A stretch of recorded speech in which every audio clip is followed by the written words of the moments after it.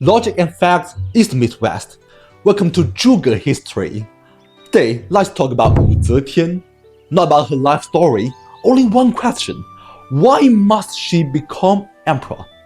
You know, she is no doubt the most influential and most controversial woman in Chinese history. She had everything: power, control, a dead husband, and a dozen of young lovers. But at the age of 67, she did something no women had ever done before in China. She became emperor. Not just power behind the throne, not just ruling as empress dowager. No, she took the title. And that decision is exactly what made her so controversial. It crossed a line, because in traditional Confucian system, women could influence power. It's okay, but they are not supposed to be power. So why go further? Why take the risk? Why break the system? Throughout history, let's zoom out for a second. Most major empires were not designed for female rule. The Roman Empire, not happening. France said no. India and the Islamic world also resisted. I'm not sure, there are also some exceptions, like Britain eventually made it work. Russia, Spain, Austria allowed it under certain conditions. But China, it never planned for it. And yet Imperial China still had powerful women like Empress Dowager Lu, Dowager Feng, Liu He, and Cixi. They held real power. But here's the key point: none of them actually took the throne themselves. They got close, real close, but not that far. So why? Why must Wu Zetian become emperor?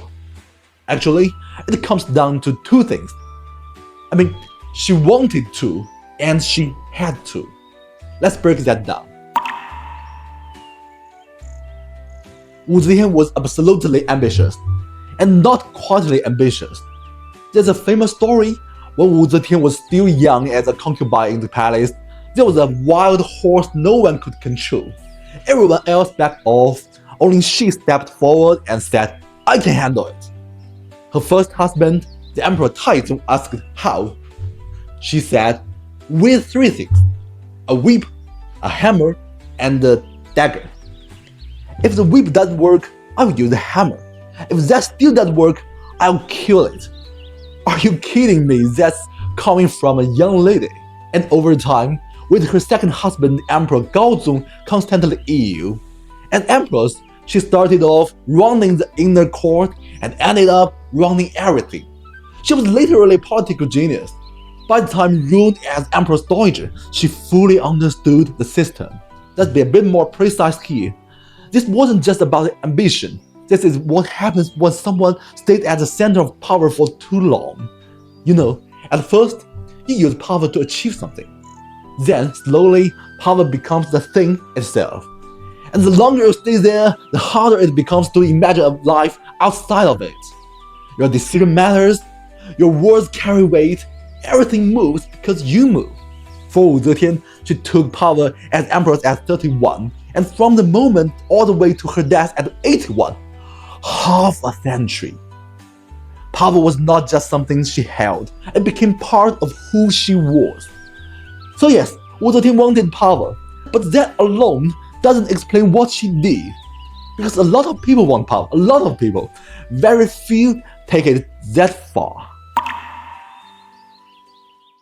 Now here comes the real reason. Wu Zetian didn't just gain power, she changed how power worked. She won a lot. And that's the dangerous part. Every win comes with new enemies. The first big round came when Emperor Gaozong wanted to make her empress. On the surface, her opponent was Empress Wang, but that wasn't the real fight. The real enemy was a whole power block, led by Emperor Gaozong's uncle Zhangsun Wuji. This was the old aristocracy, the founding elite, the old guard, and Empress Wang was also part of them. So this wasn't just a palace rivalry, this was a power struggle between the emperor and the old elite. In the end, the emperor won. He removed the old empress and replaced with the woman he truly loved and wanted, Wu Zetian, his new money choice. And that was the just beginning. After that, the new empress didn't stop. She was not only a political genius, but a master of power struggles. She systematically weakened the entire group In the end,长孙Wuji was forced to take his own life. Then came round 2, her own son, Emperor Zhongzong Li Xian.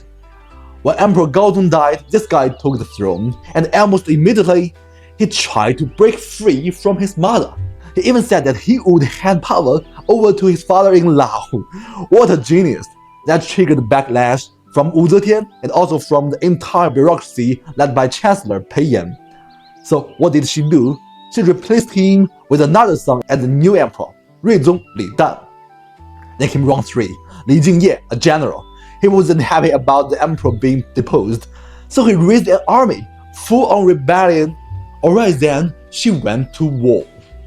And finally, Pei Yan, the chancellor, who was once her core fighter to keep the stability of Tang Dynasty, and finally realized at this rate, Wu Zetian would eventually take the throne for herself. I'm the chancellor, you are the emperor's dowager. We're both supposed to be caretakers of the Li family, not its owner. So if you are trying to take it for yourself, I'm standing in your way. He stepped in and pushed back. Old nobles, military rivals, and now conservative officials. It didn't matter who stood in her way. She had already gone too far. And if becoming emperor meant more killing, then so be it. She didn't just defeat people, she broke the structure that protects them. And in that kind of system, there's a pattern. When you weaken the old order, every stakeholder starts waiting, not to negotiate, but to come back. You don't retire, you don't step down, you don't say, alright, I'll just stay behind the throne. If you step back, someone else steps forward. And they remember everything.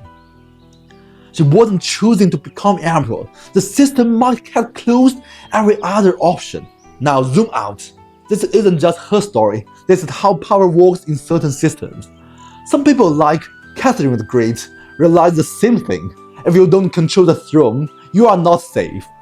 So she launched the coup, removed her Tsar husband and made herself empress. Others, like Mary, Queen of Scots, not that Mary but the Mary of England. She had been a queen and had held power. But once she lost control, she didn't become irrelevant. She became the threat. Even without ruling, her very existence was dangerous. And in the end, she wasn't removed just from power. She was removed entirely. That's the logic. In systems like this, you don't need to be in power to be dangerous.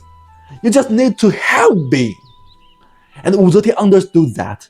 Stepping down wouldn't make her safe, it would make her vulnerable. So the real question isn't why did Wu Zetian become emperor?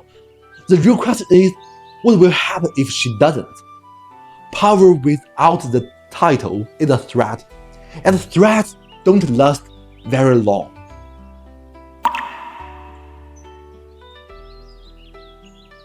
Maybe on some quiet night, Wu Zetian had asked herself a question. Why do so many people oppose me? Am I not capable? After decades of ruling, have I done enough? Or it's just because I'm a woman? I don't know, but maybe beyond wanting to and having to, there was something else, something simpler. She just couldn't accept it. She wanted to try, to stand in front of the court, the officials, the entire empire, just like that young lady once stood in front of that wild horse and asked, "Can I control this?" She used the whip, she used the hammer, but in the end, she didn't bring herself to kill it. In the final year of her life, somewhere between choice and necessity, she gave up the title of emperor, returned the throne to her son, Li Xian.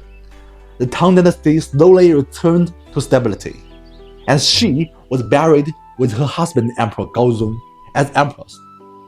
No final verdict, just a blank stele left there for us to discuss. Okay, that's my story about Wu Zetian. If you want more about Chinese history, more comparisons between East and West, let me know in the comments. See you next time.